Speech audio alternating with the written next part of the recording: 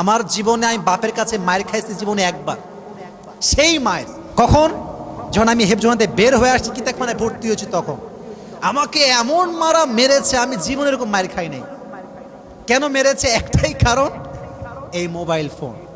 আমি চাইতাম phone use করবো, আব্বা বলতো না, never ever you can't use this smartphone, হবে না, এটা আমার দ্বারা হবে না।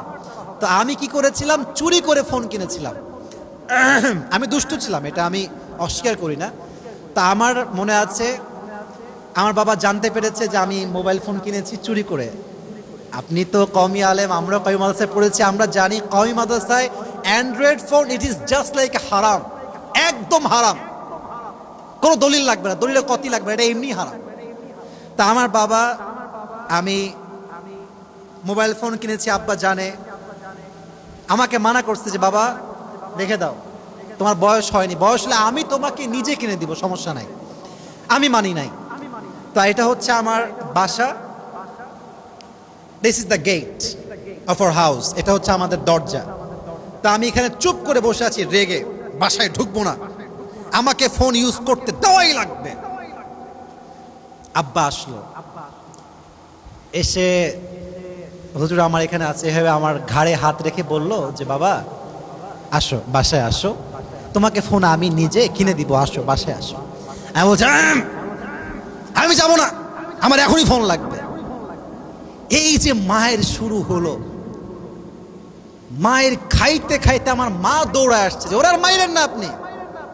ওই জীবনে একবার মায়ের খেয়েছি বাবার হাতে ফোনের জন্য, ওই যে আমার ঘাড় সোজা হয়েছে, ওই থেকে নিয়ে এই পর্যন্ত আমি আসছি। অতএব তোমরা যারা বাচ্চারা আছো, আব্বা আম্মা রাগ করলে মন খারাপ করবা না, মাথায় রাখবা তোমাদেরকে ধমক দেওয়া হচ্ছে, এটার উদ্দেশ্যই হচ্ছে তোমাদের ভবিষ্যৎ সুন্দর করবে একজন, তিনি কে? বাসায় গিয়ে অ্যান্ড্রয়েড ফোনে হাত দিবা না, স্মার্টফোনে হাত দিবা না, কখনো মোবাইল ফোনে গেমস খেলা, বাজে ভিডিও দেখা, গান দেখা, মুভি দেখা, কোনো সিনেমা দেখা যাবে না। বাচ্চারা সবাই রাজি আছো তো ইনশাআল্লাহ? আরে এত আসতে কেন রে বাবা, জোরে কও তো ইনশাআল্লাহ।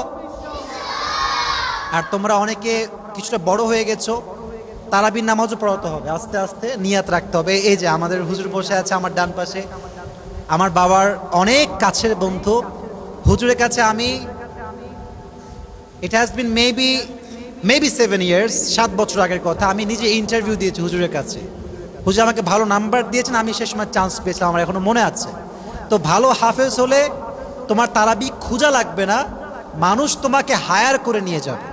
এটা আমাদের ভুল ধারণা যে ভাই তারাবির নামাজ দেন না, পড়াই না, দেন না, হবে না এমনি।